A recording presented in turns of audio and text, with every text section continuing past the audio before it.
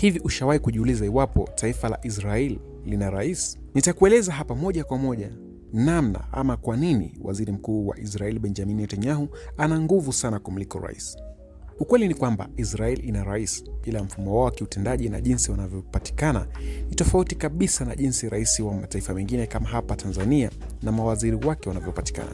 Nitakueleza hatua kwa hatua ili uweze kupata ukweli ni kwa nini waziri mkuu wa Israel Benjamin Netanyahu ana nguvu kuliko rais. Kwanza tuanze hapa. Rais anapatikanaje? Rais hachaguliwi na wananchi moja kwa moja, bali anachaguliwa na bunge la Israel linalojulikana kama vile Knesset. Bunge la Israel lina wabunge 120 na wao ndio wanaomchagua rais wa Israel kwa kura. Naye rais anahudumu kwa kipindi cha miaka 7, na kazi ya rais ni zaidi ya heshima na kuwakilisha taifa, wala sio kuongoza serikali kila siku. Naye waziri mkuu anapatikanaje? Wananchi wa Israel hupiga kura kuchagua wabunge lao linaloitwa Knesset.